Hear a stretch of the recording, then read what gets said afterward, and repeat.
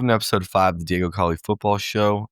Today we're going to get into a full week 2 NFL preview. We're going to start recapping a very interesting Monday night football game, and we're going to talk about some college football games this weekend. We got a good weekend slate of college football after a bit of a down week, so let's get into it. What's going on, everyone? NFL week 2 should be a good week. Got a great weekend of college games as well. We're going to talk about a little later in the episode. Some good matchups on paper, but I want to start with the last game of week 1. Obviously, was not able to talk about it. We recorded Sunday night, posted Monday morning. The Monday night football game, the Vikings versus the Bears. And this game was a really weird game to watch. A game of highs, and lows for both teams. If you're the Bears fan, if you're a Bears fan, you see that first drive and you're excited. The Bears haven't had a drive like that in years to invigorated the fan base. Soldier Field was rocking, and after that, they didn't have anything. It was quite weird. That first drive was, but if you really look into it though, even when watching it, the first drive was not. This is Ben Johnson's like ideal offensive game. It wasn't. It felt like a lot of the times Caleb didn't have his first read necessarily, or he was getting off his first read too quickly, and he was making stuff happen, and you got to give it to him. He had a great first drive. He made stuff happen with his legs. He was improvising. He was getting outside the pocket. But like that's not. It should be easy with Ben Johnson in that offense. He wants to make it easy for Caleb, and like it was a touchdown drive, but it wasn't easy for him. But that looked good. And then the start of the game for the Vikings, you didn't get to see a whole lot of McCarthy. They went 3 and out. They had a nice field goal drive where JJ hit someone deep down the middle of the field. I think it was Naylor. And then 3 and out, and they got a 2-play field goal drive for half. So the total, I believe McCarthy only had 5 completed passes, eight attempts in the first half. I made a TikTok about his game. Just check it out if you haven't. But he was catching a lot of hate online, and I was never a big JJ McCarthy guy. I still don't know if I'm a huge JJ McCarthy guy in general, but I mean, he wins. He doesn't necessarily make it look the prettiest all the time, but this dude's a winner. And he showed that, man. Especially after that pick 6, that was definitely the lowest of lows for him. Horrible ball thrown inside on an out route. Nashawn Wright picks it off, takes it to the crib, and you're like, all right, this game's over. 17-6. You just got to get down there, and the Bears got to score one more time theoretically. But if you're a Bears guy, you're like, McCarthy hasn't done anything all day. We have no fear of him in this game. And then even after that, they go 2 more drives, 2 3 and outs in that third quarter. And you're like, if you're a Vikings fan, you're like, I'm about to turn this off. And the Bears finally get a little drive going after not having anything. After their first drive, they had a 5-play drive that ended in a punt, 5-play turnover on downs, 3 and out. They got a field goal, and then 3 and out, 5-play punt drive in the third quarter. Start the fourth, they actually finally get something to move in 11 plays, 44 yards. And Cairo Santos missed kick that was where it started to turn around in favor of the Vikings. That's when, and I really think it started with the run game for Minnesota. If you look at this first touchdown that they had, it started with a 7-yard run to Jordan Mason, 18-yard run to Jordan Mason. And then that's when McCarthy hits a play action, 17-yard out route. Come back to Jettis, and then Jordan Mason run. And then McCarthy throws that strike to Jefferson over the middle. They really got it going, and the Bears have a 3 and out. JJ goes down, throws that deep wheel route to Aaron Jones, and all of a sudden they're in the lead. And if you're a Bears fan, you're like, what just happened? Did we miss a kick? They score 3 and out. They score again, and you're down, and you're like, well, what is going on? You're down at this point. You're down 3. You get the ball back. All right, we got to go get a scoring drive. 5-play drive that ends in a punt. And then the game-sealing drive I thought was real impressive. Again, another 20-yard run from Jordan Mason, and ending it with him pulling that read option showed a lot to me. For a rookie, we don't know how many times he had that option during the game to pull it on a play, but even in that moment, to be a rookie in your first start, 3rd and 1, they're selling out against the run, to have the balls to pull that and run it in for a touchdown, clinch the game. That's impressive for McCarthy, man. And for something at halftime, I was like, man, this guy's not it. And he turned around and he proved a lot of people wrong, including myself.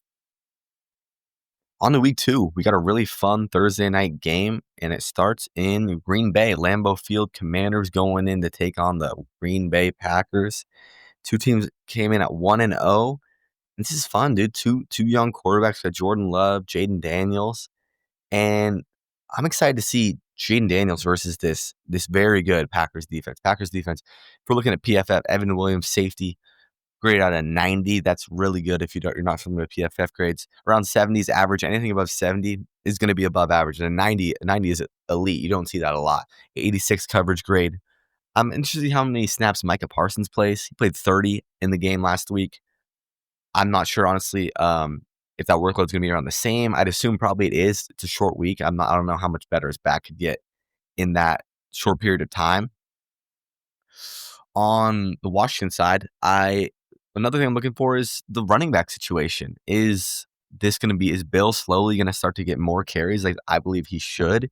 He only got 23 total snaps last week, but did all he could with it. He graded out the second highest on the offense, 79.3 on PFF. Jaden Daniels graded out an 83.9. He was the highest on the offense. But I mean, in my opinion, like running backs, that's the one position where you toss the rookie into the fire, man. You 100% do.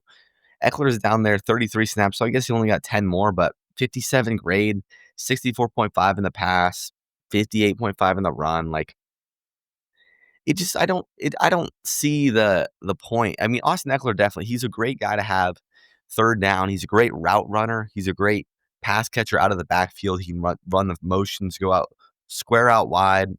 Yes, that's a fine spot to have him in, but I think you got to run Bill, man. Eckler was 6 carries for 26 yards.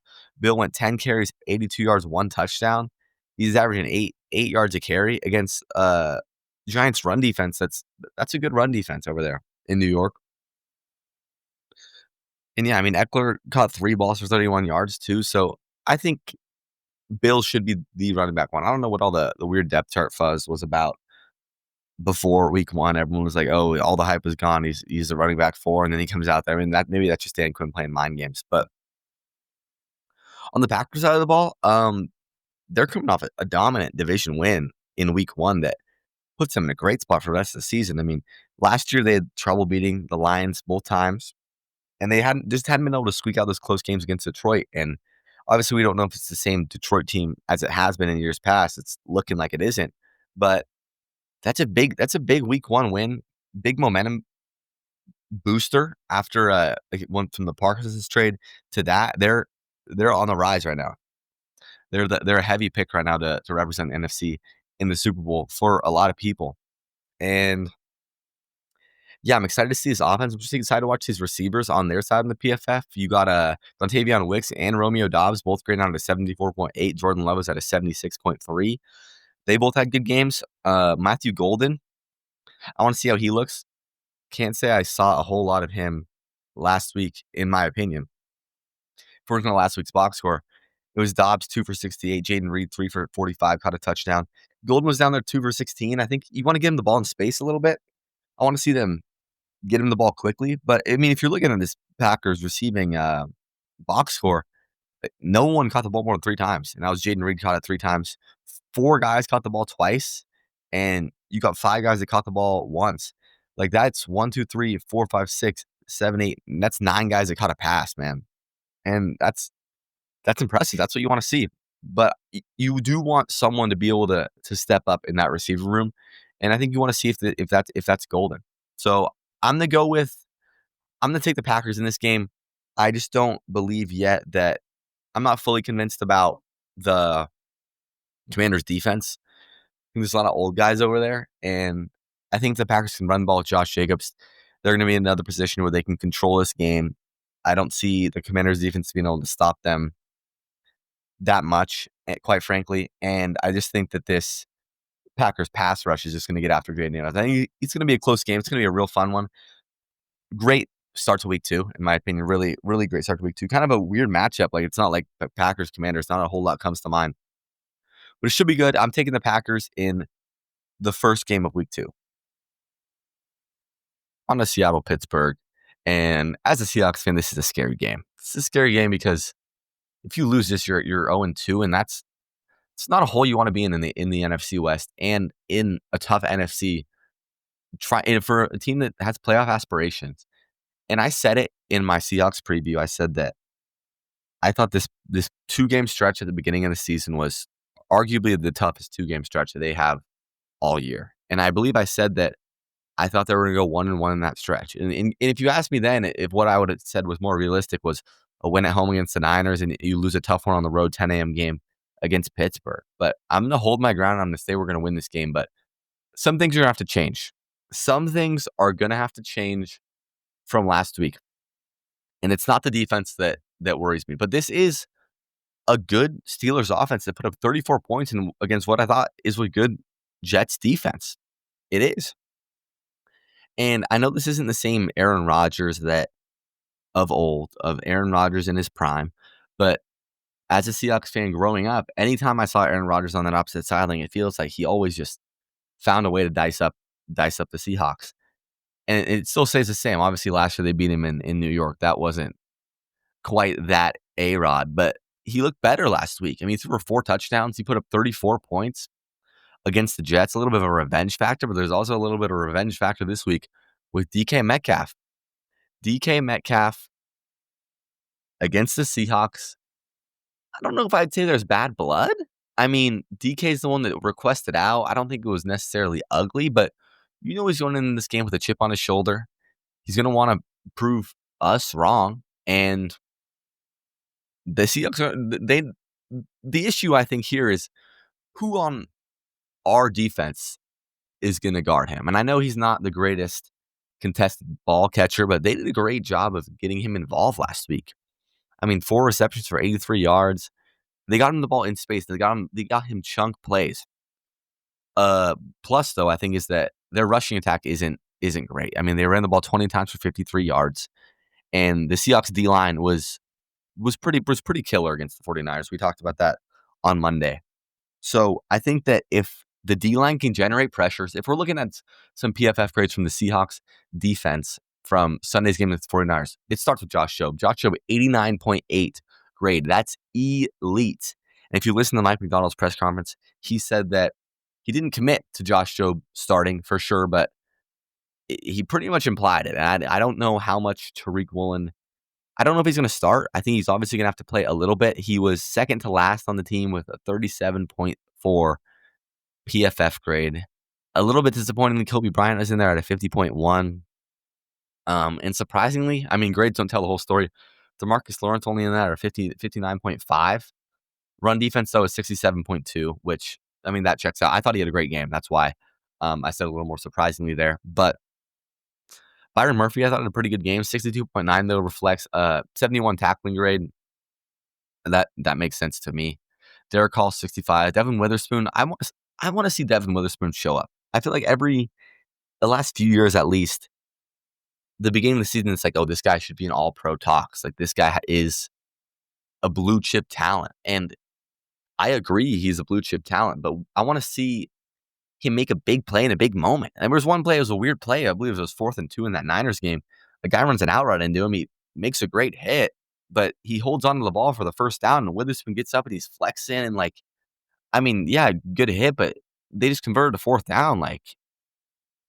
Like okay, like that was one of those things that, like, I mean, maybe he didn't know that the guy made the catch. That's just one of those weird things to see for me. But I think the key to this game, especially on the defensive side, is it's the D-line. If you can mitigate that rushing attack and force these guys into passing heavy situations where they know they're going to have to drop back, let Derek Hall get back, get after Aaron Rodgers, let Boye Mafe get after him, dial up some pressures. I actually love that corner blitz that McDonald sent early on Purdy. It didn't work out. I believe he completed a little bubble screen to the right side, but I just like seeing that. I like seeing Julian Love had a nice little blitz. I like seeing McDonald mix up the pressures, and I think that's, if you can get after Rodgers. Obviously, last week, Purdy, definitely more mobile, definitely more of a playmaker out there in the backfield, and you're not going to get out with Rodgers. He's got a little bit in him, but at his age, his point in his career, he's not going to be running around for days in the backfield. So I think dialing up those pressures, getting those linebackers in the backfield, getting those DBs in the backfield, easy hits, big hits on old man Rodgers will be the key. And when it comes to the offensive end, we know what we have to do. we have to run the football. Their somewhat stubbornness, or not, it's not stubbornness. It was they need to be more stubborn. They need to be stubborn and run the ball. I made a TikTok about it. If you don't follow me on TikTok, give me a follow. It is at Diego Colley FB Show and at Diego Colley FB Show on Instagram as well. I made a video talking about the game, and it was really puzzling to me, honestly. Once I got into the all 22 and into the stats, we ran a play action pass two times for a Clint Kubiak offense that thrives on the play action pass, thrives on making it easy for his quarterback. And that's the opposite of what he did. It was one play earlier in the game when it was a first quarter pass, I believe, to JSN. It was a 21-yard pass, faked it, threw him on a little wheel route up the sideline. Great play. And then we go to I believe it was the fourth quarter when Donald fakes the handoff, rolls right, and there's a bit of an issue with the mesh in the middle of the field. I believe it was Barner and JSN kind of run into each other. He could have fit one into Barner, but he runs for the first down. And it's like, okay, why didn't we do that at all? And I went back to that Chiefs game, that Chiefs preseason game, that the one drive when we all looked great, and they ran a play action pass 3 times on that drive. They threw the ball to Robbie Oots on a little out route, I believe. With Darnold on the move, they dumped it off to Arroyo. Like, I just don't know where that was, because doing that, it just opens up so much for your offense. And along with the play action passing, they got out of under center, which again was the point of bringing Clint Kubiak to this team. They had 21 snaps under center, and 9 of those came on that scoring drive and the touchdown drive in, I believe it was the start of the second quarter or end of the first. That one, when they come back after the Niners score, they get the ball, go down and tie the game up. And then they abandoned it. They run it 5 under center snaps between that touchdown drive and the fourth quarter field goal drive that put them ahead. And going back to that decision, that 4th and 1, I do think they should have gone for it in hindsight, especially when McDonald says that their model that they has that as a go. And I get what he's saying. He wanted to trust the defense, but last year I loved his decisions in those things.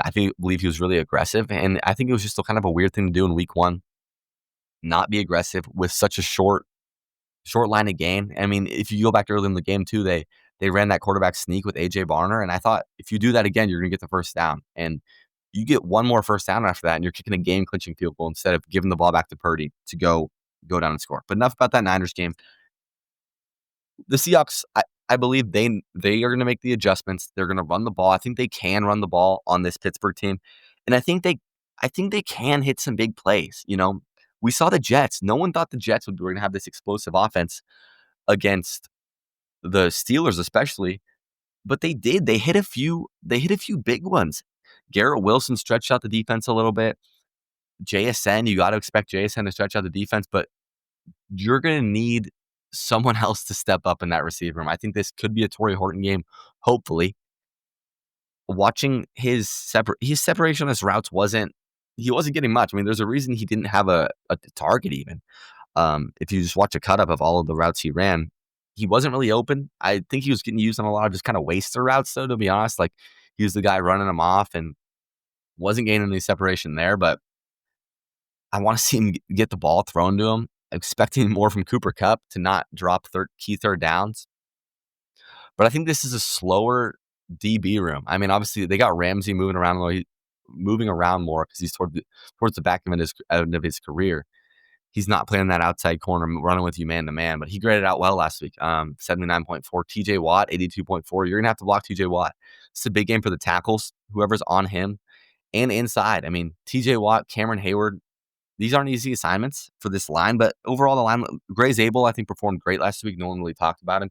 And that's good. I mean, if you're an rookie O-lineman in your first game and no one says anything about you, that's a good thing, because that means you weren't doing anything that people would be like, what is Gray's Abel doing? Gray's Abel got mauled on this play. That didn't happen at all. And the tackles last week, Abe Lucas graded out to 55.2. Charles Cross is the second best graded guy on the offense at 79.7. Lucas, I don't think, had a horrible game. I mean, obviously, a lot comes down to that last play where, I mean, that's Nick Bosa making a play that Nick Bosa is going to make in a clutch time. He didn't do much the whole game, but They got another tough assignment this week, crossing Lucas with TJ Watt. And I'm taking the Seahawks to win. I think this one looks a little more ugly. Definitely going to look a little more ugly.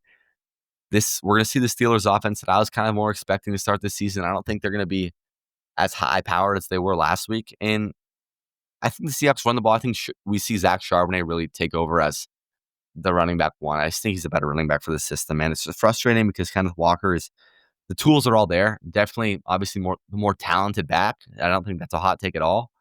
But Charbonnet he hits the holes and he runs hard, man. And he's always in the right spot, it feels like. And it feels like a lot of those negative plays come with Kenneth Walker. And I've talked about it before. The Seahawks just can't have negative plays with the way they want to run their offense. So I'm going to take the Seahawks to win. Let's go 23 17. Seahawks take a win in Pittsburgh, get to 1-1, and get back on track. I will get in the rest of the early morning slate on Sunday. And we'll start with Jacksonville at Cincinnati. And if you're Cincinnati, you won in week 1. You pulled it off, but probably one of the least inspiring win of week 1. But if you're a Bengals fan, I mean, I don't even know if you can say you avoided a slow start because that start was probably as slow as you can get coming out of the win. A lucky win, honestly. After going back and looking at that game, that's a game that they deserve to lose. Joe Flacco throws 2 picks, bounces off his own receivers that coincidentally into the Bengals' hands, and they had 7 net yards in the second half, and Burrow's just getting destroyed. I mean, this is not sustainable.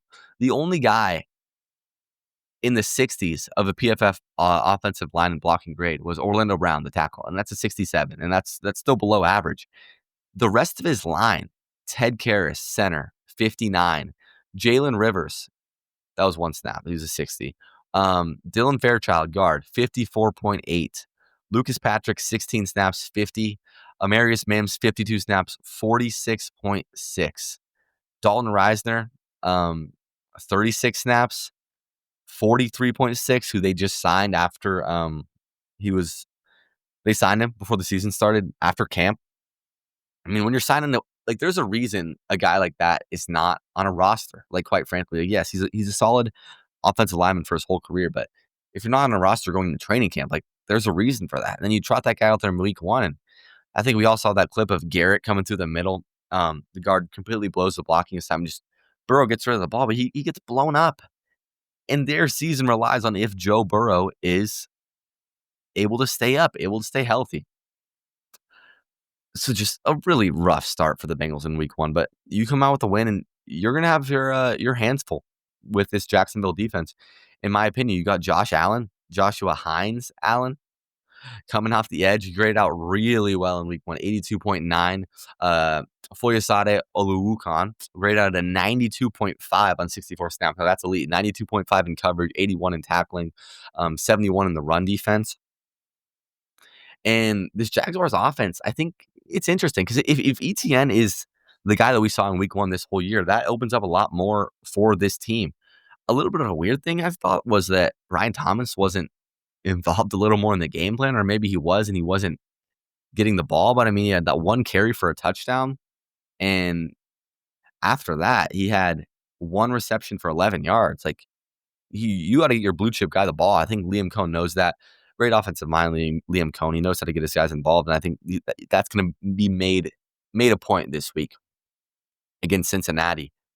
I'm going to take the Bengals in this game. I think that the low line figures it out a little bit. And I think the Bengals, on the same stance as that Brian Thomas take, they got to get Jamar Chase the ball. Like, he was the number 1 pick in fantasy for a reason. There was zero reason that Jamar Chase should go two receptions for 26 yards and even 5 targets. Like, Noah Fant should not have the same amount of targets as Jamar Chase. Like, you gotta give him the ball. He's arguably the best receiver in football. T. Higgins is 3 receptions for 33 yards, only 4 targets for him. And the run game, just a failure to get going. You got Chase Brown, good young back in his second year, 21 carries, 43 yards. Like, none of this is the signs of a sustainable offense, but I'm relying on the Bengals. My pick's the Bengals to get it done, get the offense to looking back on track and more like the Bengals offense that we're used to. On to the next game, we'll go Giants-Cowboys. Honestly, I don't have a whole lot to say about this game. I'm excited to see if Dak continues that hot streak that he was on in week 1, which I think he will. Another thing I'm looking for on that Cowboys offense is Miles Sanders shouldn't be out there. There's literally zero reason for Jadon Blue not to be the running back too. We saw that clip. Miles Sanders breaks out of a run and gets hawked down on what should have been a touchdown. Zach Bond hawks him down. And then the next play, they give him the ball and he fumbles. And like that's a game-losing play in that game, in that tough game against the Eagles the Cowboys had in week 1. I'm also looking for George Pickens, dude. Is he gonna figure it out? Is Schottenheimer in his grill all week? Is he gonna stop loafing? Is he gonna run block? Like him and CD should eat in this game. This is a game that honestly, as long as the Giants are starting Russ, I mean, I love Russell Wilson, but as long as he's out there, like it's hard to have any faith or think any Giants game is going to be fun to watch, dude, because it's hard out there. It's Russ trying to throw deep. He'll throw a moon ball every once in a while, and I think Neighbors caught one or two, but not like touchdowns, like just balls thrown down the field. But other than that, it's like there's nothing down the field. He's gonna check it down, or he's got pressure in his face. He tries to make something happen, and it doesn't. And it's like, dude, like this is a bad team. It's unfortunate for Brian Dable. I mean, if you're a Giant, just throw Malik Neighbors the ball. Like, what's the worst thing that happen? Put Jackson Dart in and throw Malik Neighbors the ball. There's no reason to be trotting Russ out there right now. Like, see what you got. See what you got in the rookie. I'm taking the Cowboys in that game. If that was not very clear from that statement. The next game, Bears and Lions, which is I think it's a fun matchup on paper, but after those two ugly week 1 games, who really knows, man? I mean, if you're a fan of either team, you're like, what are we watching? This is the Ben Johnson revenge game. Get right game for the Lions, but for the Bears, man, like you got to get back to what you're doing on that first drive. And I know I said that it wasn't easy on that first drive, but they had success. And I think the O-line protected Caleb well on that drive, and they were able to run the ball a little bit early in that game from what I remember. Let me pull up the box score because I'm not 100%, but DeAndre Swift it felt like early in the game he was running the ball. Yeah, they had 17 carries for 53 yards. Caleb was their leading rusher at 6 carries for 58. But Caleb's got to be more efficient, dude. 21 of 35 is not going to fly in a Ben Johnson schemed offense. And some of the Caleb film was ugly. And if you're a Bears fan, like you want to see more from him, dude. And it's hard. It's hard when you put the faith of the franchise in this number 1 pick, and he's just constantly disappointing. And the storyline is not what you want to hear. Also, he's got to take that undershirt off. If Caleb Williams comes out wearing that gray undershirt again under his pads, the Bears are not winning this game. I will say that now. That's my hot take of the week. But if he's not, I believe in Ben Johnson, man. I really do. I don't know the health status of DJ Moore right now, but if he's out, you got to expect Roma Doomsday to have a much heavier workload on offense than he did. He hit the solid week 1 scored, but from the Lions' perspective, man, that was bad. And if you're Dan Campbell, like I think Dan Campbell's a great coach, great motivator, but what can he really do about it? He's not the one making the play calls on either side. He gets his guys going. Like the guys love to play for him, but I'm interested to see if this is a scheme issue. And it starts with the run game. When the Lions are at their most success, when the Lions were the Lions of the last 2 years, they were relying on the run game. They were relying on David Montgomery and Jahmyr Gibbs, hard-nosed David Montgomery, and then you give the ball to Gibbs in space, and both those guys were able to break off 10-yard runs at ease. And it felt like they just beat guys down. And then Goff would hit him with the play action, hit Laporta in the flat. He hit Jameson Williams over the top using that run game. And that's just not what happened, man. The line graded out really poorly. Graham Glasnow, center, 43 grade, 34 grade in the run blocking. That's awful. Christian Mahogany, guard, and Taylor Decker, the tackle, 55 and 54. Decker was 36 in the run game. Like, Penei Sewell is the only offensive lineman that graded out well. He graded out 70, which is average. But that's what happens. Like, if you're Jared Goff has been good the last few since he's been in Detroit, obviously, but Jared Goff isn't going to win you a game just dropping back and throwing the ball. Like, Jared Goff is good at executing the system. So they need to get back to the basics. They need to get back to running the ball. Otherwise, this game could get ugly. And 0-2 starts for either of these teams, obviously, for the Lions is a little more disappointing, but for the Bears, it's like, what are we doing? Are we pulling the plug on Caleb? Is it over? Like, do we already need to be looking at another plan for the future? So big narrative game to big divisional game for both these teams. Both these teams go 0-2 in the division, especially the Lions, a team that has aspirations of winning the division. That tiebreaker comes down to that divisional record. So that would be a huge blow to them. Next we'll go to Nashville, the Rams and the Titans. Gonna keep this one quick too. The Cam Ward tape was good. You really gotta say it was. He was throwing great balls all day. Like, he was putting the ball in the exact spot it needed to be every time for his receiver, and they weren't catching it. And I mean, there's the clip of his dad getting really frustrated in the stands. It sucks for him. I think he's a great player. I think he's got all the tools to be a great quarterback in the league. But when you're throwing the ball, I mean, Calvin Ridley, Tyler Lockett, Alec Amanor, he's a 7 targets for Alec, the rookie out of Stanford. I think he's promising, but I mean, like, there's not someone he can rely on there. Like, Calvin Ridley isn't someone he can rely on. I'm throwing the ball to Calvin, he's going to bring it in.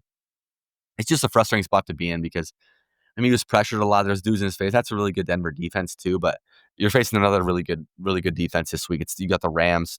Jared Verse is going to be getting after him. There's going to be guys in his face all night. It's going to be around the same situation. I think he's going to make the throws. Hopefully these guys can come down with them and they can put up some points this week a little more. But I mean, it's not an easy task. It's a really rough landing for the rookie quarterback in week 1. And on the Rams side, I think the Rams are going to win this game. I think they're going to make this look pretty easy, in all honesty. Want to see how Stafford looks. I think Stafford, he made some plays last week. He looked solid. 21 of 29, 245, 1 touchdown. How does the back look after 1 week? 1 week of getting hit. That'll be interesting to see for me. But I mean, if Puka Nacua is giving you 10 receptions for 130 yards, like, you guys are gonna be fine.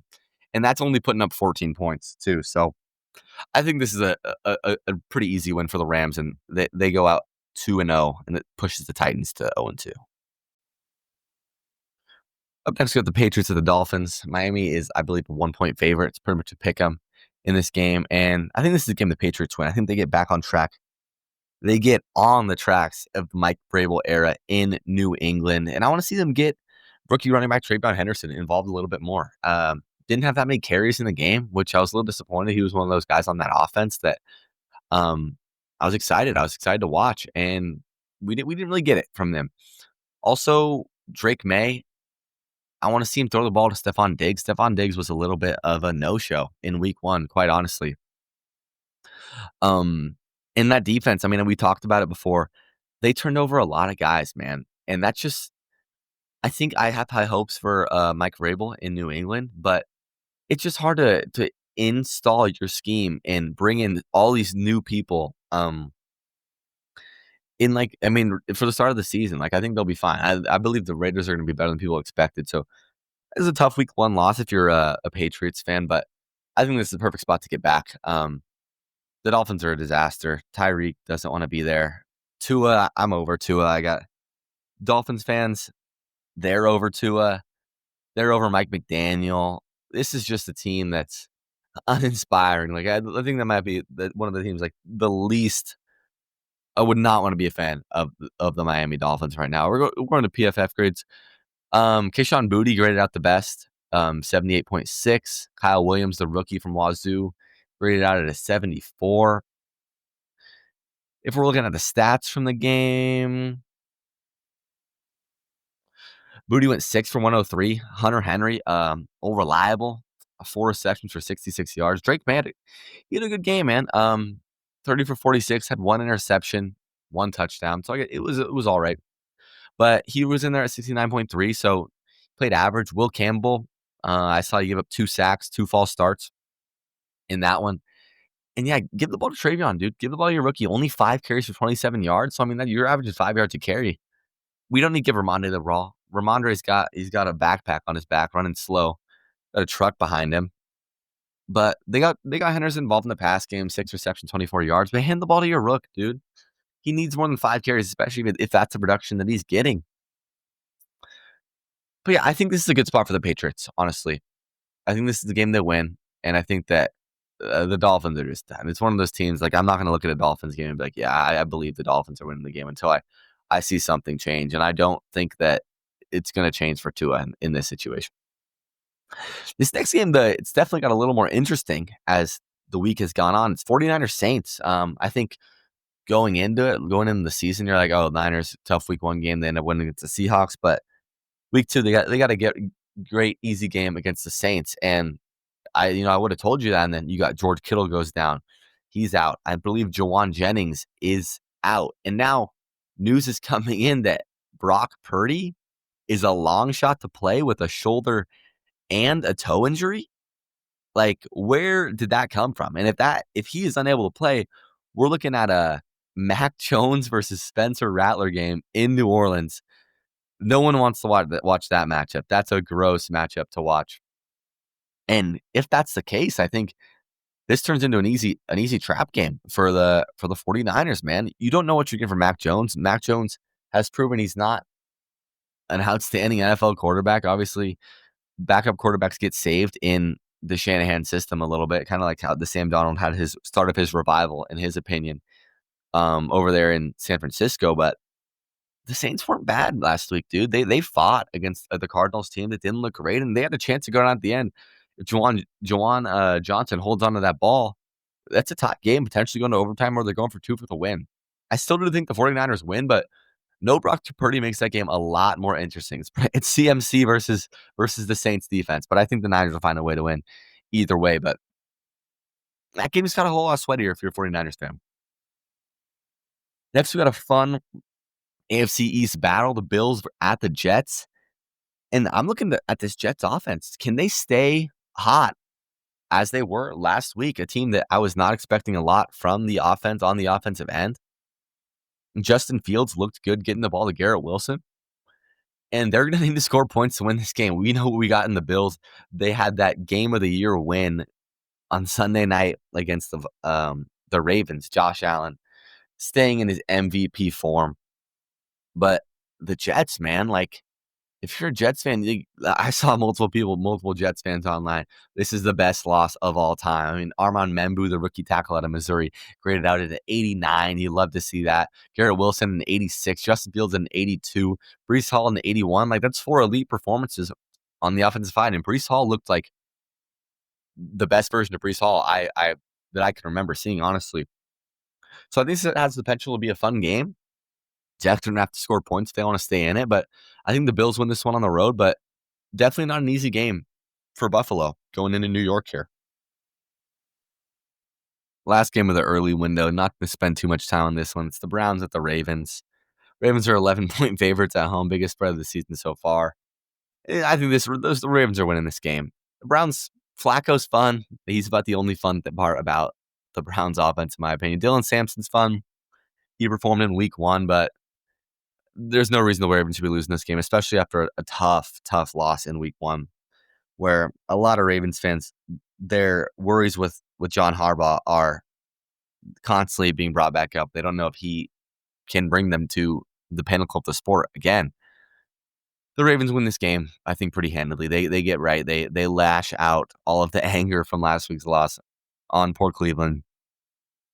And to the afternoon slate. And the first game of this afternoon slate is a really, really interesting game. The Denver Broncos at the Indianapolis Colts. Now, if you told me before last week, Denver's going to be only 1.5 point favorite against the Colts, I would have been, I don't know what I would have thought. I would have been like, how is that even possible? But the Colts looked great last week, and the Broncos had, I'd say, right beside the Bengals, the second most uninspiring win of week one. You're always going to take a win in week one, but Bo Nix, I didn't love what I saw from him. A lot of short passes. That his passing chart was not the most promising to me.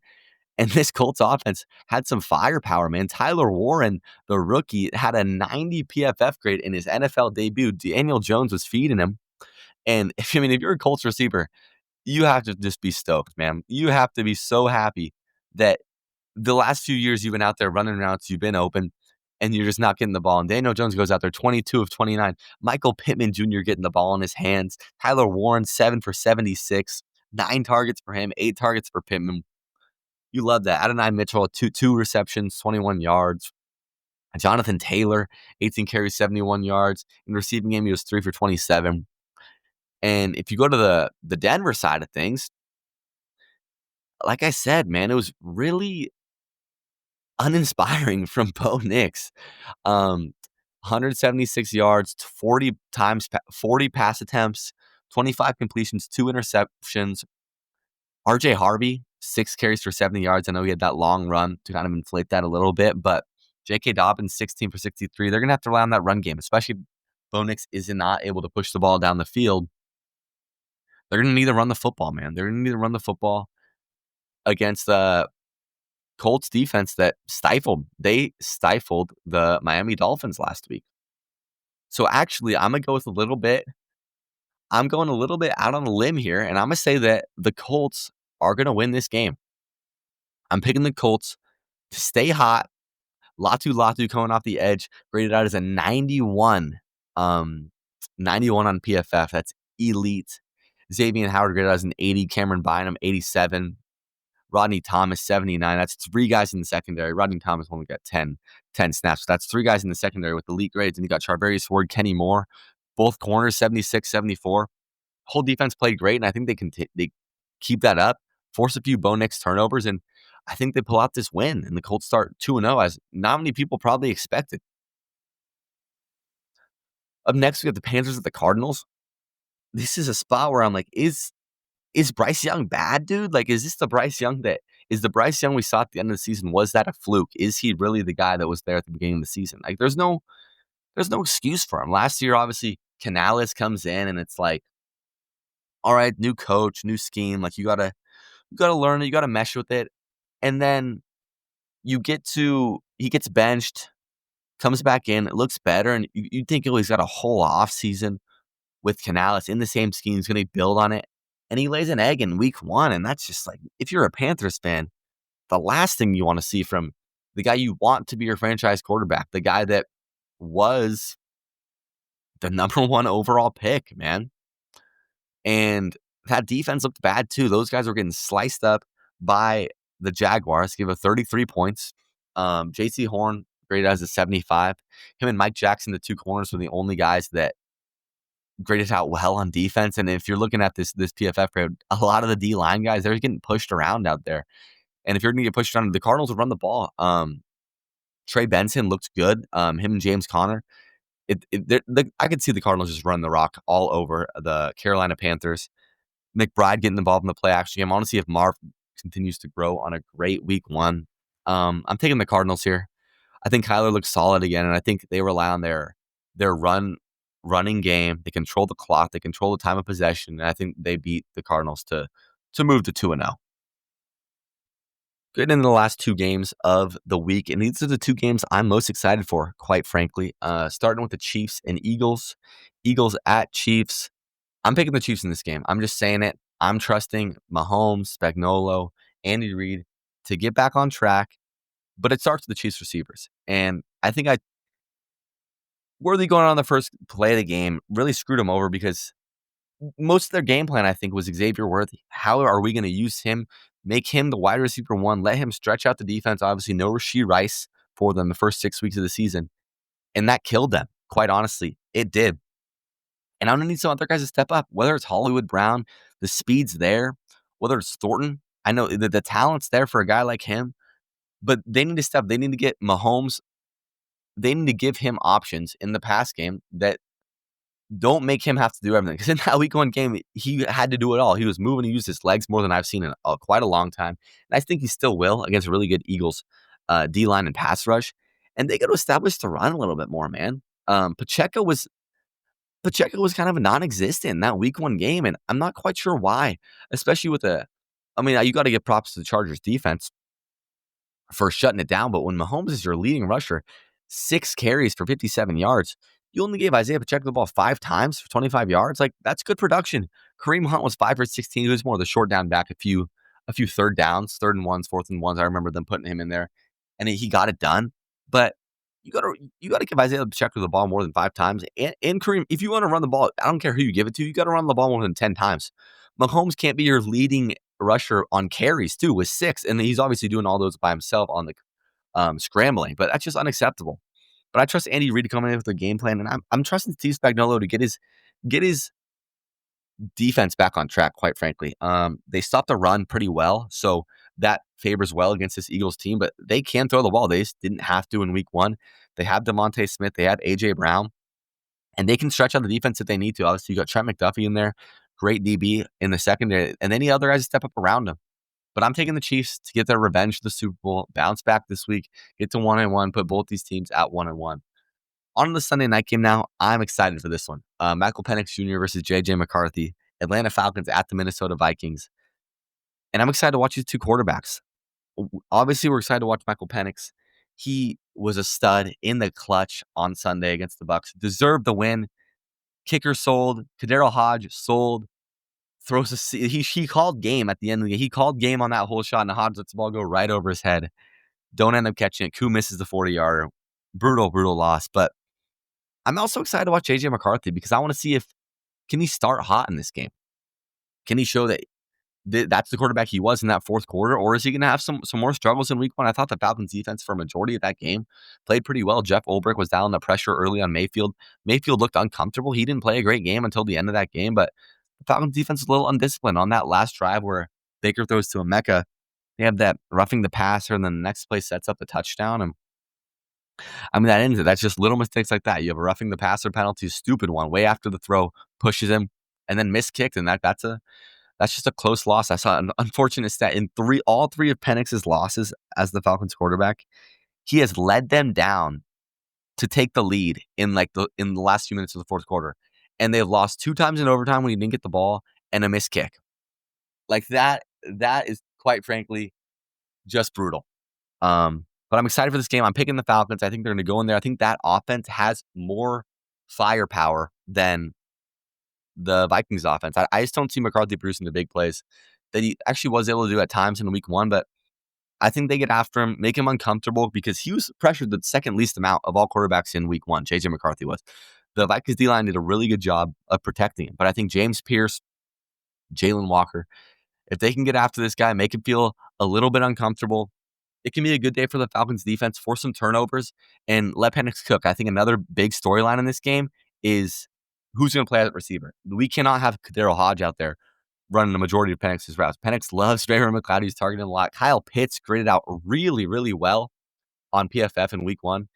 Graded out as a 73. I mean, not really well, I guess. A little over-exaggerating, but above average for Kyle Pitts, too. He was getting open. He was getting in space. Penix was getting him the ball. And is Darnell Mooney or Drake London going to play? I saw Drake London practice today, so that's really big. If both of them play, I really like the Falcons to win this game. He loves throwing to Mooney. He loves throwing to Drake London. And if he has his weapons, I think it's going to be an electric Sunday night football game. And Penix gets his revenge for the Natty on Sunday night. Falcons win that one. Going to wrap up the show looking at the weekend in college football. And we get some good matchups. There's 5 matchups here that I wrote down that I want to talk about real quickly. We got to start in Florida. USF at Miami. This should be college game day. Let's be honest. This is the biggest USF game in history. I mean, they have the best resume in the country. Obviously, they don't probably the only team that's played 2 ranked teams, I think. But I mean, you're going to Georgia, Tennessee. You always go to Georgia, Tennessee. When are you ever going to be able to go to USF Miami on the CW, the biggest game on the CW ever? And I'm excited. Is USF legit? I mean, this is a good Miami team that's very good in the trenches also. Like, if USF shows that they can hang around and compete in this game, I'm not saying they have to win it. They can show they can hang around and compete in this game. Like, that would be very impressive. If USF wins this game, they should be the number 1 team in the country. I've seen it. People will say it. They actually should, because there's no team that has a better resume. They're going to rely on Byron Brown on his legs.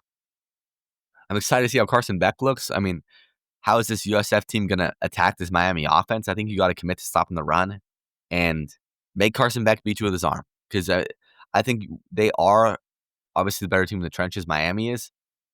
You got to try to make Carson Beck beat you, which is tough because obviously your athletes aren't as good as the athletes on the Miami side. But I think that's what you got to do, and I'm really excited to watch this USF Miami game at 1:30 on Saturday. Next, we will go to the college game day game, Georgia at Tennessee. And I'm gonna be honest, I haven't watched too much of Georgia so far, but I'm not a huge Gunnar Stockton fan, to be honest. He's not like a game changer for me, if we're being honest. I think he manages the game very well, and they're gonna rely on Nate Frazier a lot to run the ball, rely on that run game. He's not Gunnar Stockton's not gonna win this game with his arm. And I'm looking forward to this game from the Tennessee point of view. I think Joey Aguilar looks like a natural in this system. He looks happy, and the way he's running this offense is great. He's letting it fly, and I think that game against Syracuse in week 1 is good for Tennessee. They've placed a solid team so far this season that Georgia hasn't. There might be a little bit of that shock at the start of the game. Obviously, Kirby Smart's going to have his team ready, but there could be a little bit of a, oh shit, like we're playing a real team here. Like we got to lock in. Obviously, SEC, they're going to get up. It's game day, but that could be definitely a possibility. I'm going to go with Tennessee at home. I think home field plays a huge part in this game, and I'm going Tennessee at home. Gunnar Stockton on the road. First true road game, if I'm not mistaken, for Gunnar Stockton, because he started last year in the playoff game after Beck got hurt. So first true road game for him. We'll be interested to see how he performs. Next, we're going Clemson, Georgia Tech. This is a sneaky trap game for Clemson. If Clemson loses this game, they are not in a good spot because they've looked bad. I mean, obviously they lose week 1 to LSU, a good LSU team, but they're down, I believe. I think it was 17-0 to Troy last weekend, and they end up squeaking out the win. But this has not been the Clemson team that I and a lot of people expected. And if Haynes King plays for Georgia, I don't know if I think he's on track to play. Didn't play last week. If he plays, this is the guy that's gritty. He's gonna play 4 quarters of tough football. He's gonna run the ball down that Clemson D-line's throat, and he's gonna get up every time and keep running it. And this team's gonna stay around. I don't think they're gonna give Clemson 3 turnovers like they did against Colorado. If they don't turn the ball over, and we all remember that game last year, Georgia Tech, Georgia, where they end up losing in overtime. But I could see a similar situation here. Clemson, this is not a game that they need to be taking lightly. I think they do win this game, but 3.5-point favorites on the road too in Georgia Tech. This is a tough spot. I expect this to be close. I expect Clemson to pull out a win. Wake up a little bit. Next, we got Florida LSU, and this is a fun one, especially after the events of last week with USF for Florida, man. Because is Florida gonna roll over? Like, obviously, a horrible loss. Is Billy Napier's squad gonna roll over? And if they do, honestly, this might be a hot take. If this is an ugly loss for Florida, I could see them canning him right now. I could see them pulling him and be like, we're done. We don't want to see anymore. We're done with the Billy Napier experience. And I could see it happening, man. I mean, you put up 10 points against South Florida. What are you going to do against this LSU defense? This LSU defense was flying around against Clemson. Harold Perkins is going to be flying around.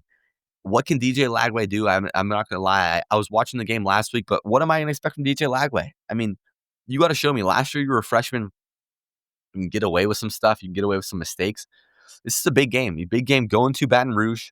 What are you going to show me, DJ? I think LSU wins this game, though. Last game, Texas A&M versus Notre Dame. Main storyline here, I think Marcus Freeman's going to make it really tough on Marcel Reed. Marcel Reed's a guy I'm also not the biggest fan of. I just don't think he plays the quarterback position consistent enough. More like I don't like through the pass game. I just don't. I'm not a big fan of him in the pass game.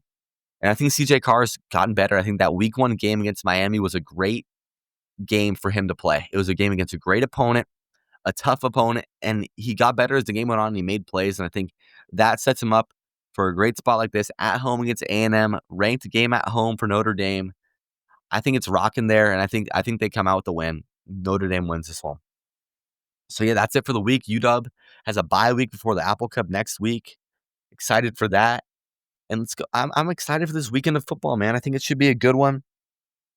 Give me a follow on all platforms, Instagram, TikTok, Diego Colley FB Show, Twitter, Colley Diego. If you enjoyed the show, give it a review, give it a download, share with a friend you think would enjoy it. And thank you guys so much, and enjoy the weekend, man. Enjoy the weekend of ball.